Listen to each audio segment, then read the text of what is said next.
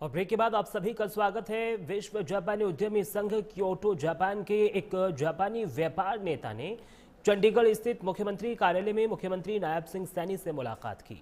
यह मुलाकात विशेष महत्व रखती है क्योंकि मुख्यमंत्री ने अपनी हालिया जापान यात्रा के दौरान इन व्यापार नेताओं के साथ बातचीत की थी।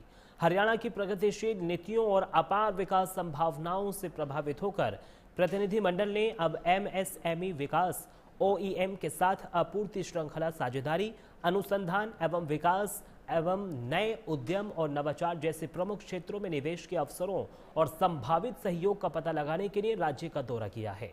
भारत के सबसे औद्योगिक रूप से उन्नत और निवेशक अनुकूल राज्यों में से एक होने के नाते हरियाणा आपसी विकास, प्रौद्योगिकी आदान प्रदान और सतत विकास को बढ़ावा देने में जापानी उद्यमियों का स्वागत करता है। इस मुलाकात में मुख्यमंत्री ने हरियाणा और जापान के बीच साझा समृद्धि, नवाचार और वैश्विक साझेदारी के भविष्य के निर्माण के लिए अपनी प्रतिबद्धता दोहराई।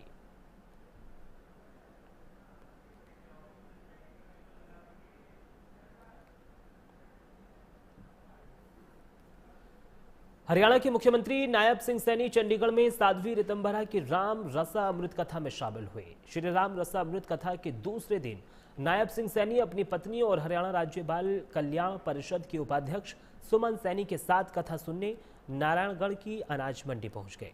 मौके पर मुख्यमंत्री ने भगवान श्री राम की आरती कर आशीर्वाद लिया। उन्होंने कहा कि दीदी मां के आने से नारायणगढ़ की धरती धन्य हो गई है। दीदी मां साध्वी ऋतंभरा जी का जीवन त्याग, तपस्या और अटूट संकल्प का प्रतीक है। उन्होंने अपना जीवन सनातन धर्म और समाज सेवा को समर्पित किया। उनकी वाणी में एक अद्भुत जोश और प्रेरणा है जो लाखों लोगों को मंत्रमुग्ध कर देती है। इस दौरान मुख्यमंत्री ने सनातन जागरण मंच नारायणगढ़ द्वारा इस धार्मिक आयोजन की प्रशंसा करते हुए 21 लाख रुपए देने की घोषणा की और आयोजन समिति की सराहना की। धर्मनगरी कुरुक्षेत्र में होने वाले वार्षिक कार्यक्रम अंतर्राष्ट्रीय गीता जयंती महोत्सव को लेकर मुख्यमंत्री नायब सिंह सैनी ने चर्चा की। उन्होंने बताया कि कुरुक्षेत्र में 15 नवंबर से 5 दिसंबर तक आयोजित किया जाएगा और पहली बार ये महोत्सव 21 दिनों तक चलेगा। 10वें महोत्सव में मध्य प्रदेश सहयोगी राज्य होगा।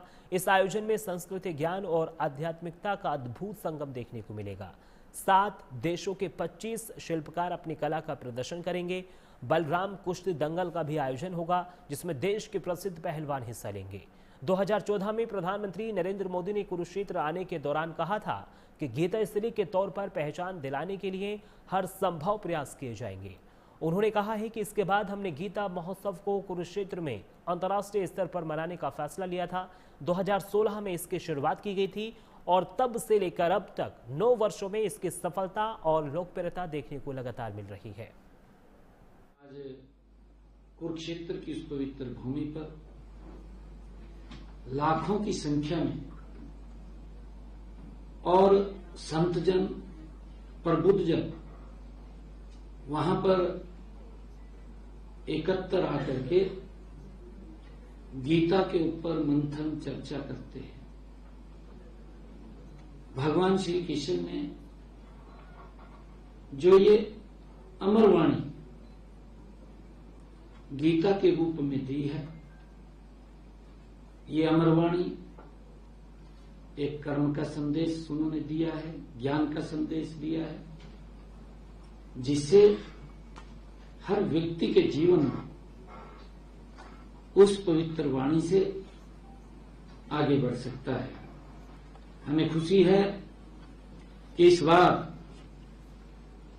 10वां अंतर्राष्ट्रीय गीता जयंती महोत्सव धर्म क्षेत्र कुरुक्षेत्र में 15 नवंबर से शुरू हो रहा है और 5 दिसंबर तक चलेगा। ये पहली बार यह महोत्सव 21 दिन चलेगा। इस महोत्सव में संस्कृति, ज्ञान और आध्यात्मिकता का अलग ही संगम देखने को वो मिलेगा। आप सब जानते हैं कि माननीय प्रधानमंत्री आदरणीय नरेंद्र मोदी जी ने वर्ष 2014 में कुरुक्षेत्र आगमन के दौरान आदरणीय मोदी जी ने कहा था कि कुरुक्षेत्र को गीता स्थली के रूप में पहचान दिलाने के लिए हर संभव सरकार द्वारा प्रयास किए जाएंगे। उनसे प्रेरणा प्राप्त कर हमने गीता महोत्सव को कुरुक्षेत्र में अंतर्राष्ट्रीय स्तर पर मनाने की शुरुआत की। वर्ष 2016 में ये शुरुआत हुई थी। तब से लेकर अब तक विगत 9 वर्षों में इस महोत्सव को अपार सफलता और लोकप्रियता पूरी दुनिया में मिली है। इस बार अंतर्राष्ट्रीय गीता महोत्सव में मध्य प्रदेश सहयोगी पार्टनर की भूमिका में रहेगा। मध्य प्रदेश अपनी समृद्ध धार्मिक और आध्यात्मिक संस्कृति के लिए विख्यात है।